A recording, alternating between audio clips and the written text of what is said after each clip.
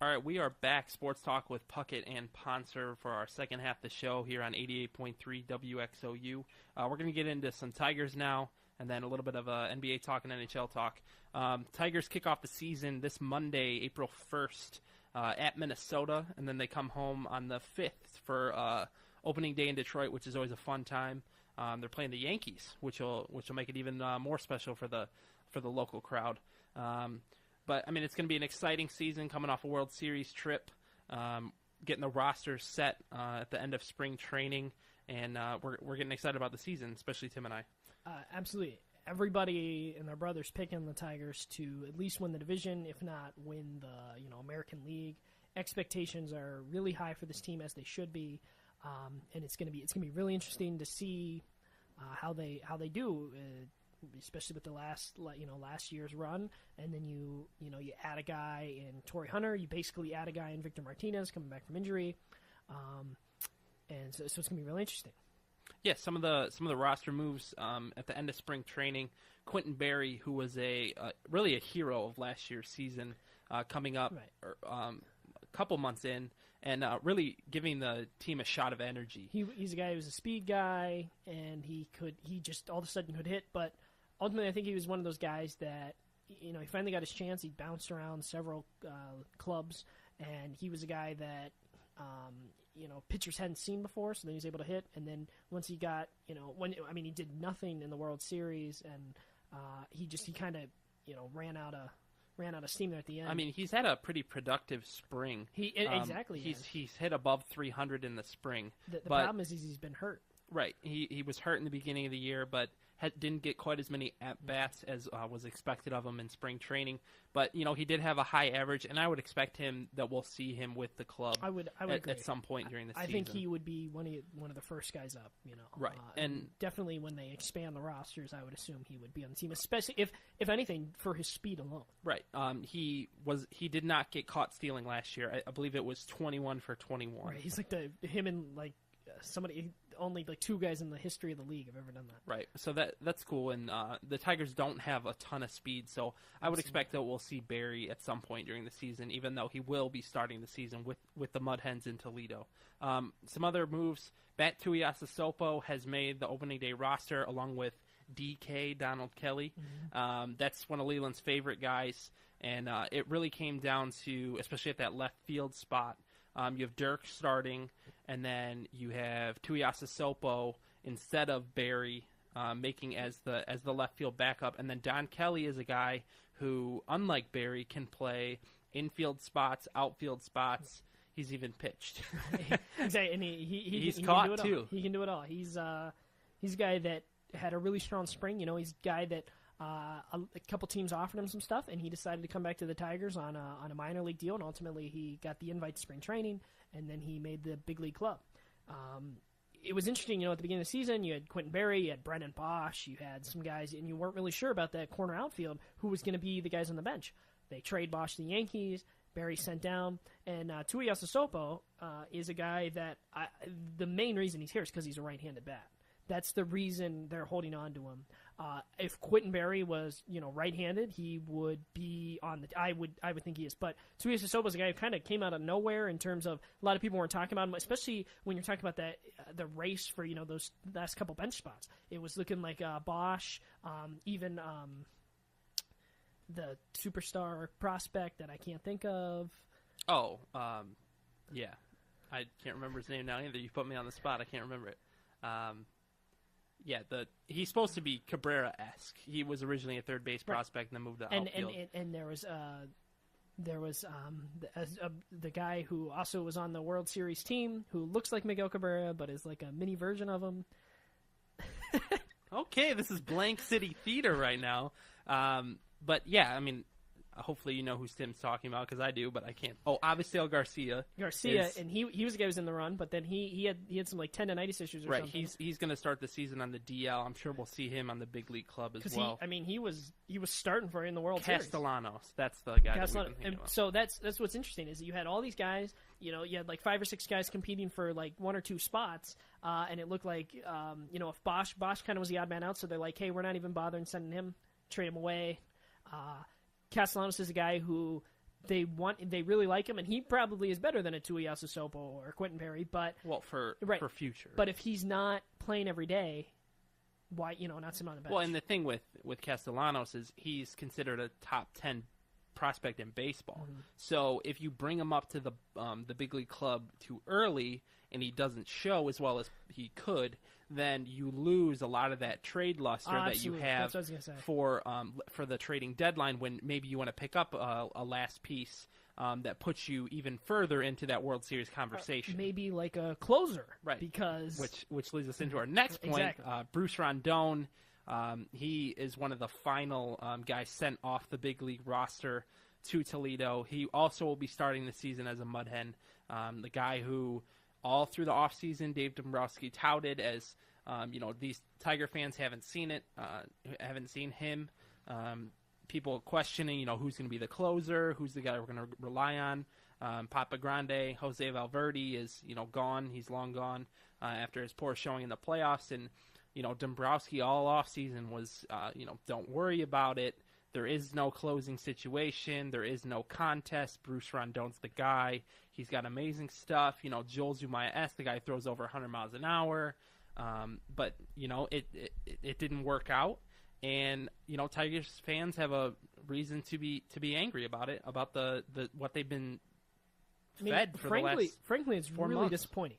We talked about it before, and I brought it in the line, and it was like having the really nice car but no insurance at the end, because you build up this team, World Series run.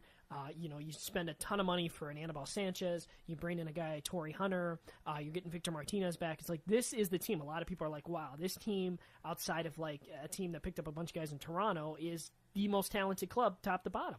And then you're like, well, we're not going to bring back Valverde because he, just kind Which of... is right. As it should be. I mean, 2 years ago, he was awesome. He had the 49-49. He was awesome. Then last season, he did all right.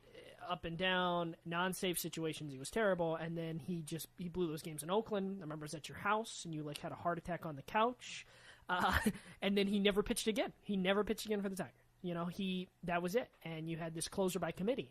And unfortunately, that's what you're going to have to do now. I mean, at the brink of the season, you're now deciding to do that. Because even Rondon struggled early, and people are like, hey, this isn't the guy we thought he was. But they're still like, hey, have faith. This is still our guy. They were still getting him changed. But then just yesterday, he gave up a couple steals. He balked in a run. He gave up 2 home runs. It's just like he didn't finish strong. He didn't earn the right to be on the big league club. And a big thing in spring training, especially for pitchers, is the fact that you work on different things. You throw 25 out of 40 pitches or change-ups because you're just trying to work on that change-up. Right. But for Bruce Rondon, it really wasn't like that. It wasn't like he was working on something. The fact was that he was one of those guys competing for a spot in the bullpen, and he was showcasing it one inning at a time, just like you would in the regular season. He wasn't even trying to work on anything. He was just trying to prove himself because they had anointed him their closer. I mean, he was the guy. Leland said it. Dombrowski said it. They're like, not Phil Koch, not Joaquin Benoit, not Octavio Dotel, not these guys that had been closing for you in the playoffs, especially Phil Koch, that got you the wins in the ALCS. They're like, no, this is the guy. And for a guy, the stat that screamed out to me was he hadn't even pitched above 20 innings above AA, which was incredible for a guy that is going to be the guy. And I know that closers, either we talk about they either have it or they don't. You have to be able to respond well, but he just. You have to be able to forget what you did last night and, pitch well tonight. But ultimately, he wasn't able to do really anything. And that's what sent him down. And so now, with 3-4 days left till you're going to be getting on the plane to Minnesota to open when the games count, you're going to be going closer by committee. So you don't know who's going to be closing. We don't know if the Tigers, are winning by a run or two in the 9th inning, who's going to be trotting out there. We don't know. Yeah, it's a frustrating stance right now for the Tigers fans who have been watching this team all through last season and into this spring training, assuming that Bruce Rondon was going to be the guy to step it up this year, and he's not going to be able to do that except if he's for the Mud Hens. I do think that we're going to see him at some point this season, whether it be as in a closer role or in a setup role or just for any reason. I don't think it's possible for the the Tigers to tout him so much and then not have him be shown in Comerica Park at all. I think that we are going to see him, but I mean, I don't know if he's going to be the closer or not.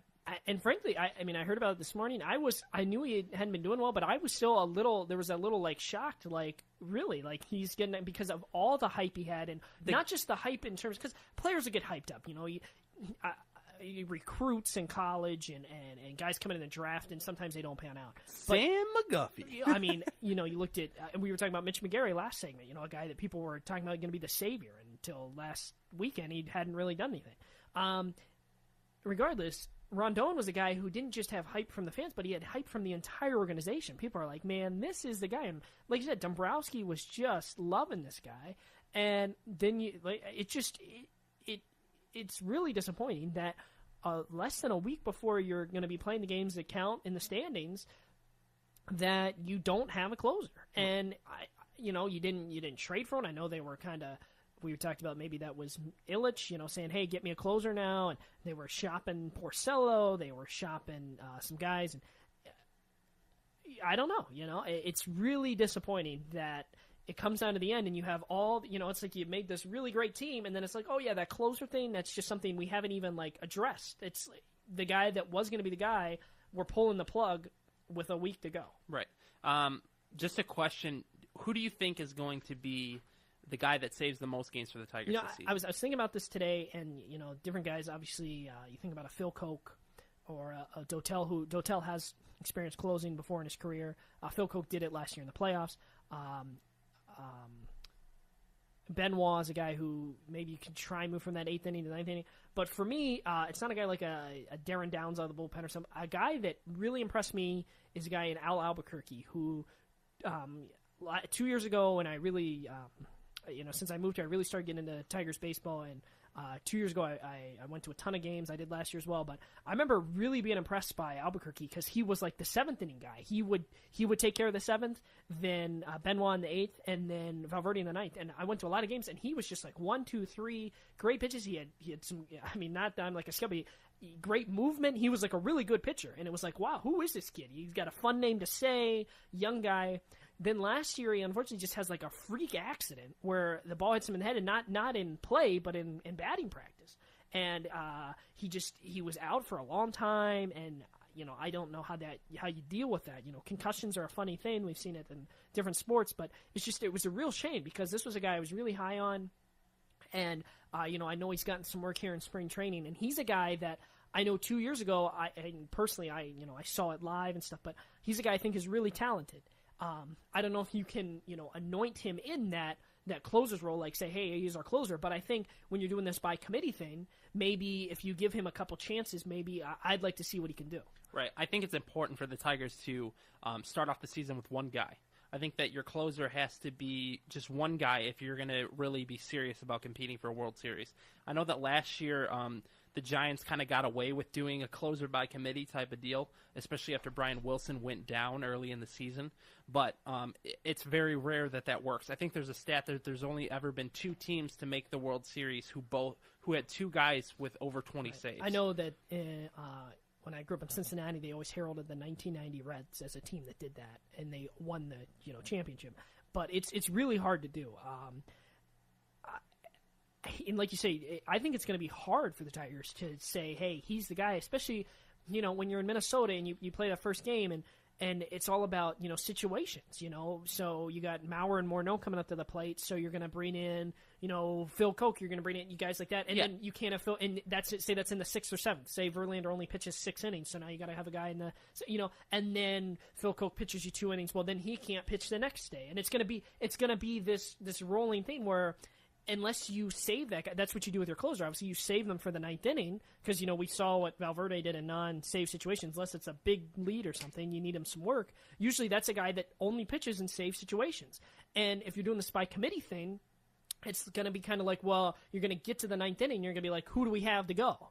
And with relievers and Leland loves to do that, match up, a pitcher with a batter, then bring in a new guy. A lot of managers do that. So, for me, I don't know who's going to be that guy, and I don't know if you're going to be able to just pick a guy and then push him to the end of the bench till the 9th inning. Yeah, I mean, I think that you have to start the season. If I was the manager of the Tigers, I would start the season and I'd tell Al Albuquerque, you're my guy. I would say, you got the ninth inning. If there is a situation where you have back-to-back lefties that come up and you want to bring Phil Koch in, then so be it.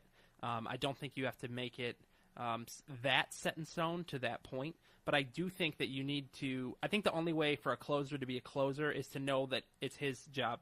It requires a lot of confidence, and I would love that. Like I was loving me some Albuquerque earlier, but right. I don't know. I mean, it's all situational baseball when it's in the 7th, 8th, 9th. Hopefully, especially early on, hopefully your starters can give you 7 strong innings every game. And I know that at times I could be asking a lot, but you look at the rotation. Obviously, Verlander's a guy that you kind of expect that. If not, sometimes just take care of the whole game. No closer needed, but. You don't always have that luxury with guys like a Fister or Sanchez. Sanchez might give you like 6 innings and then he's done.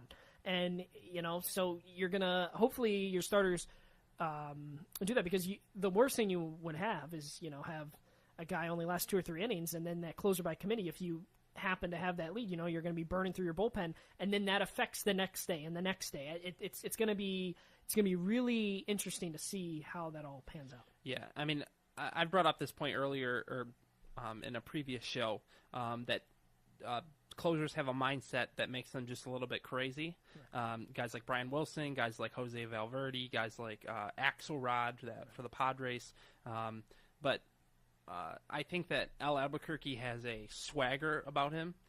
He walks to the mound with... Wears his hat sideways. Right. He walks to the mound with a certain confidence, and I think that could translate to the ability for him to close out some games for the Tigers. I mean, I think that he probably won't have the most saves on the Tigers by the end of the season, because I do think that Rondon is going to join the ball club at some point during the season, maybe in May, and get some saves for the team. But I really think that at the end of the year, we're going to be looking back, and I don't think the guy is on the team yet that will have the most saves for the Tigers. I think they're going to make a deal at some point, and I think that somebody who we haven't met yet in the Tigers uniform is going to have the most saves for the ball club going into the playoffs and be trusted with that role on their World Series run through the AL playoffs if they make it, obviously. But I think we have some prop bets we're going to do before the season starts. We'll write them down, and hopefully we'll bring them up when the season's over.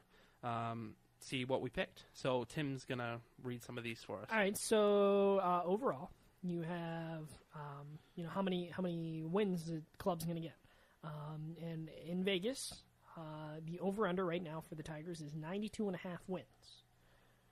If I am picking this, I think that they can go over that 92.5 with the talent they have. This closer situation is interesting, but and I almost think, and I know it's kind of an interesting stance to take, but I think they might need more than that 92.5. You look at last year, the division was one of the worst in baseball in terms of Cleveland was bad, and Chicago kind of made a run there at the end, but they didn't do much.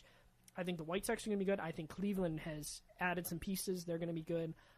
I don't know if you're going to be able to win the division with just 89, 90 wins like it was looking like last year. I mean, last year people, once they got Prince Fielder, people are like 100 wins.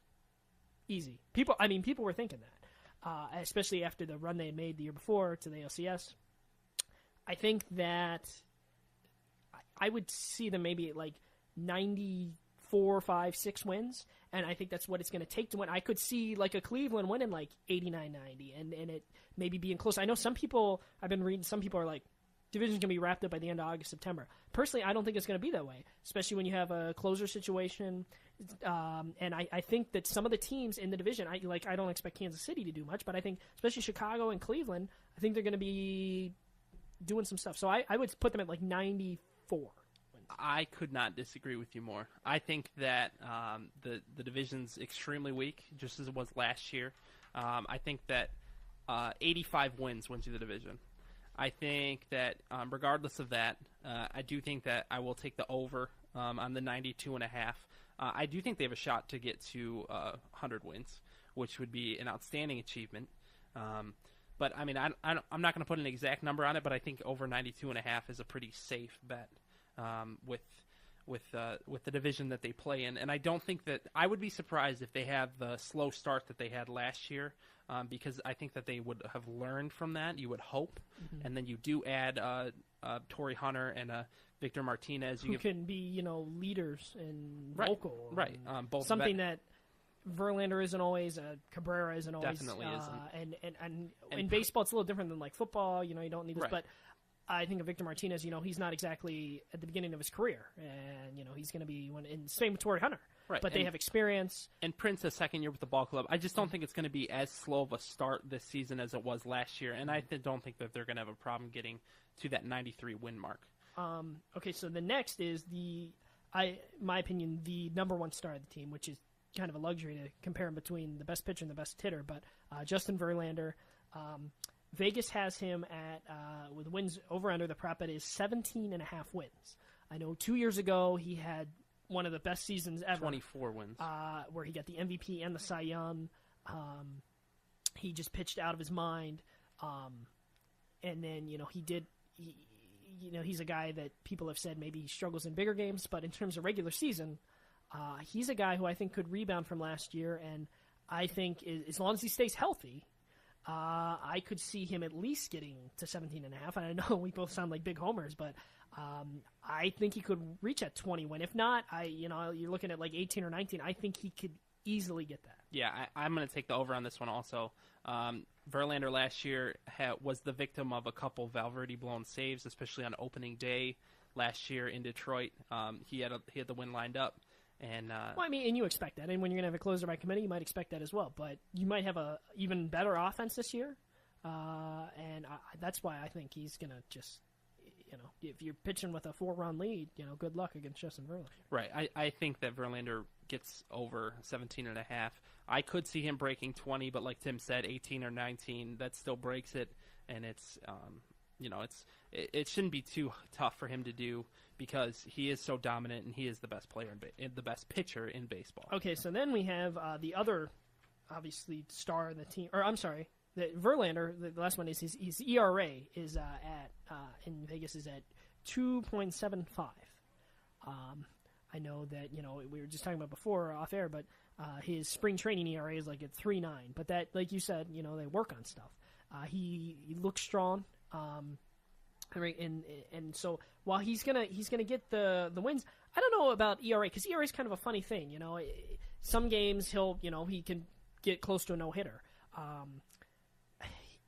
I don't know. I think maybe he could be sitting there at a 2.5 at the end of the season, but at the same time he could be sitting at a 3.1 and still be pitching really well. So I might take the over in the 2.75, because it's kind of a finicky stat where it's not set in stone like wins and losses, and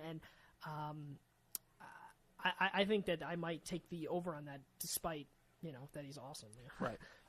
I think I'll take the under, just because I think that Verlander is going to have a good chance this year at going for another Cy Young, after not winning it last year, losing it to David Price, even in a season where he really could have won it, because he did have better stats than Price in several different areas. I'm going to take the under on that one, because I think that JV is all about those awards, and I think he's going to get it back to his form that he had in 2011. All right, so then, like I said before, the other star of the team is Miguel Cabrera, and in Vegas they have his batting average at 0.325. It's 325. Last year he hit like 330 something. Him and Trout were both MVP race. Ultimately, Cabrera gets it. I think he's still gonna have a strong year, but I might take the under here as well, under 325.